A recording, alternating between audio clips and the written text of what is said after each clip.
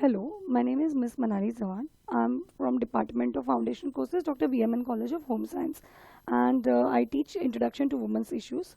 And today we'll be seeing module number 2 of the paper that is titled as Issues Affecting the Quality of Life of Women. Under that, I'm taking a small topic named titled as Gender Inequality in Academic Achievements.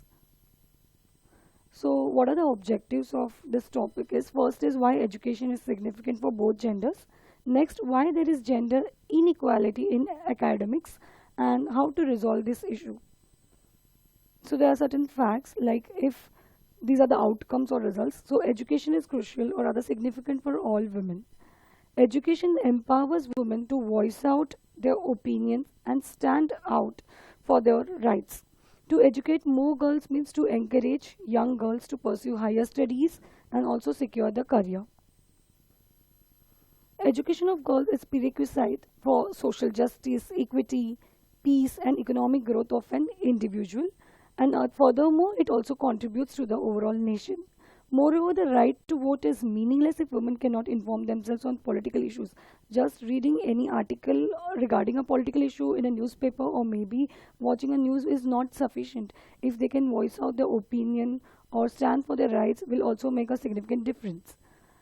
The right to use credit or own land is also diminished if they cannot read and understand contractual documents which are related to their property, and the right of inheritance is also out of question. So if they are literal, if they are educated, then these documents will make sense for them.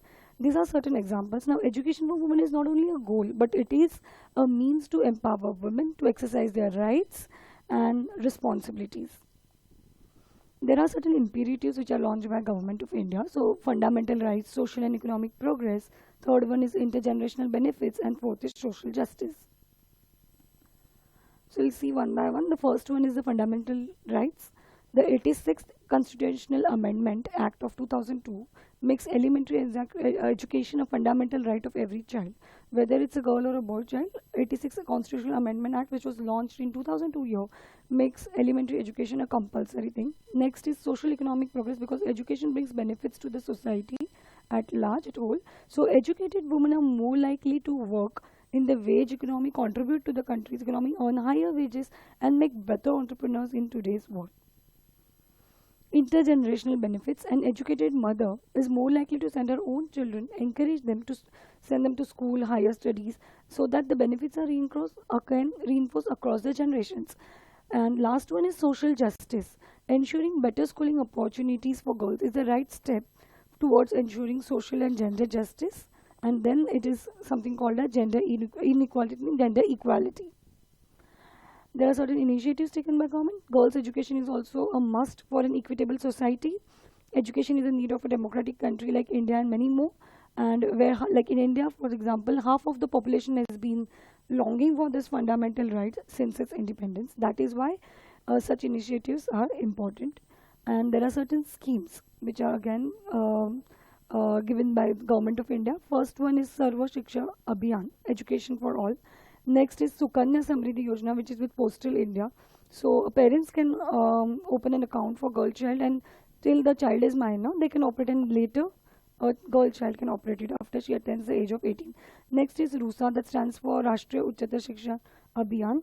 And last one is National Scheme of Incentives to Girls for Secondary Education. So there are many scholarships, free ships and other programs which are launched by Government of India for the benefits of girl child.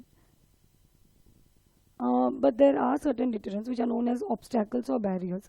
So I've made it in a format like a table where is known as deterrent to girls' education. The first one would be the universal cited. Second one is the frequently cited, and third one is the local specific. So we'll see one table.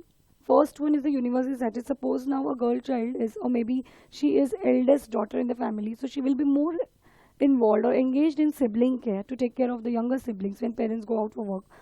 Early marriage can be a hindrance for girl child's education, or maybe a dropout from a school.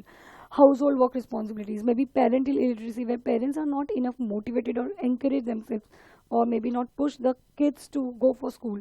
Lack of parental motivation, helping parents. Sometimes girl child also helps parents in their own agriculture business or maybe other business and occupation. That's why there are dropouts from school. And parental inability to meet educational expenses. Sometimes the educational expenses are so high, so they feel like why there is a need to invest in a girl child education, why not keep it for a boy child education, because girl is considered as a paraya dhan.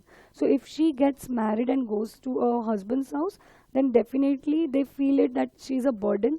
Then again they have to think about dowry, which is still prevailing, and it's a big problem in countries, in South Asian countries, and in especially in India, in some remote places. And that is why there is a parental inability, and they feel that they don't have enough expenses to spend on a girl child education.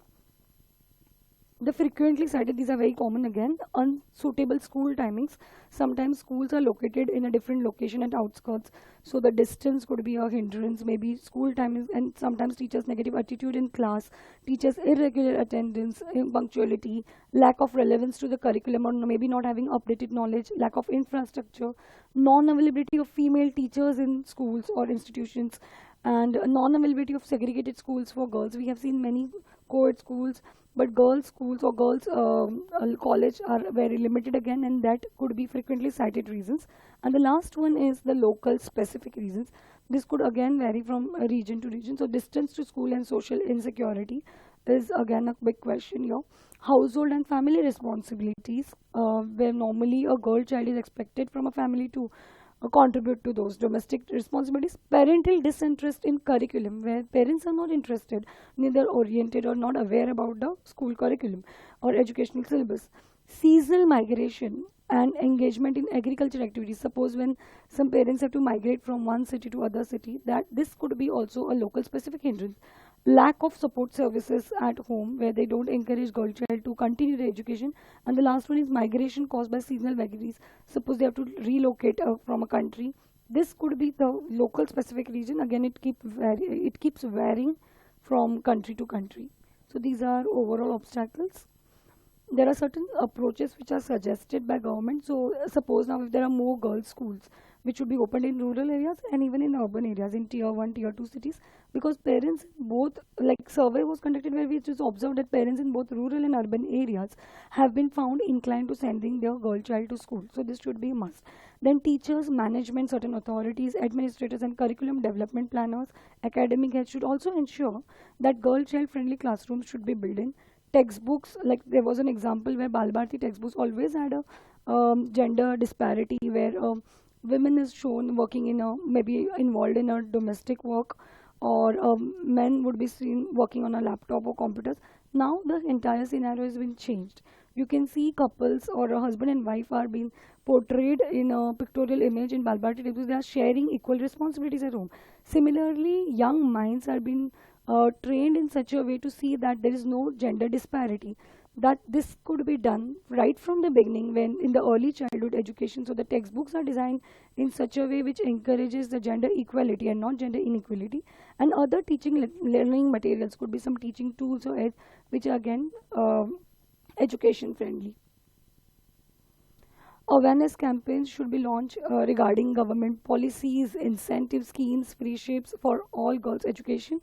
Again, all teachers should be oriented and trained towards removing gender stereotyping from the classroom. So this biasness should be removed, and movement should be started with the help of certain NGOs to orient all types of educational institutions, whether schools, secondary, higher educations, towards the goal of women's education. Um, Before I conclude, these are for certain personalities, rather eminent personalities, which has a major contribution to education system in India. Jyotirao and Savitribai Phule, Dr. B.R. Ambedkar, Rajaram Mohan Roy, Periyar E.V. Ramaswamy, Ishwar Chandra Vidyasagar, which have done a good contribution, amount of contribution in our education system. Thank you.